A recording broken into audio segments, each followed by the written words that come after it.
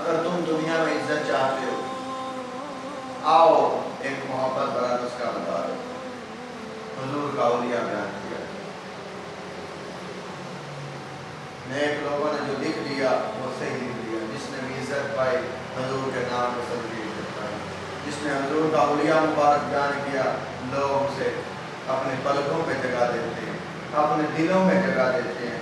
اور جب آپ حضور کا اولیاء بیان کریں گے تو آپ سے اللہ بھی راضی ہوگا، اللہ کے فرشتے بھی راضی ہوگا، اور اللہ کا حبیب بھی راضی ہوگا جن کا اولیاء بیان کیا۔ حضور صلی اللہ علیہ وآلہ وسلم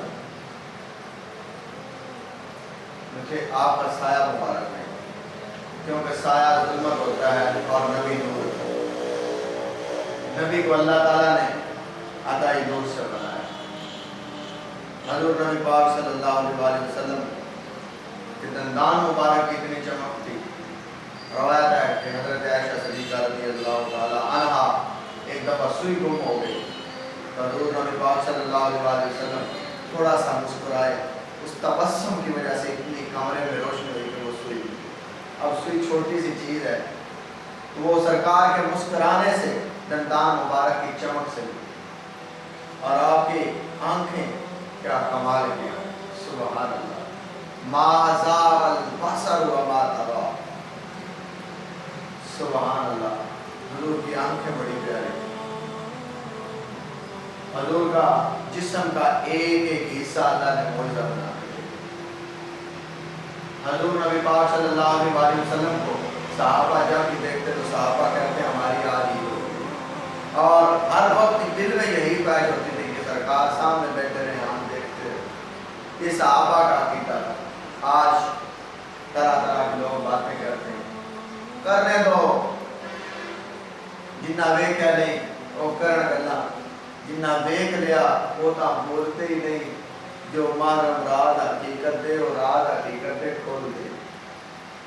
جنہوں نے سرکار کو دیکھ لیا وہ سرکار کے ہو گئے، اور محبت بھری نگاہ سے جو بھی دیکھتا گیا سرکار کا دیوانہ ہوتا گیا، اور سرکار پر اپنا تن من دھن قربان کرتا ہے۔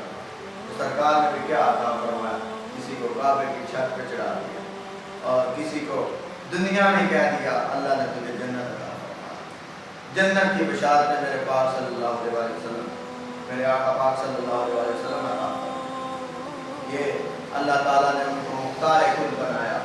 سرور کہوں کہ مالک و مولا کہوں تجھے، یہ الحضرت عظیم البرکت نے بڑی پیاری بات کیا فرماتے ہیں کہ سرور کہوں کہ مالک و مولا کہوں تجھے، سرور کہوں کہ مالک و مولا کہوں تجھے، باغ خلیل کا گل زیبا کہوں تجھے۔ اس بات پہ آپ نے سبحان اللہ نہیں، سبحان اللہ بولے، سرور کہوں کہ مالک و مولا کہوں تجھے، باغ خلیل کا گل زیبا کہوں تجھے، لیکن سخن رضا نے اس پہ ختم کر دیا، خالق کا بندہ خلق کا آقا کہوں تجھے۔ اور اس طرح بھی کہہ لیں، خالق کا بندہ خلق کا مولا کہوں تجھے۔ اللہ تعالیٰ نے اپنے حبیب کو بڑی شان عطا فرمائی، اپنے حبیب کی ایک ایک چیز کی قسمیں اٹھائی۔ اگر نبی کسی شہر میں جاتا ہے تو رب فرماتا ہے لا اقسم بہذا البلد، یہ اس نبی کی قسم ہے کہ نبی آپ کے لیے، میرے لیے رب حب لی امتی کہتے گئے۔ آج نبی کی شان بیان کرتے ہوئے لوگوں کو تکلیف ہوتی ہے۔ نبی کا ذکر کریں، نبی کا ذکر کریں گے تو اللہ کے ذکر کا پتہ چلے گا۔ اللہ کا ذکر کا جب پتہ چلے گا اس وقت بندہ کامل ایمان آتا ہے۔ اللہ تعالیٰ ہمیں حضور کی جو تمام صفات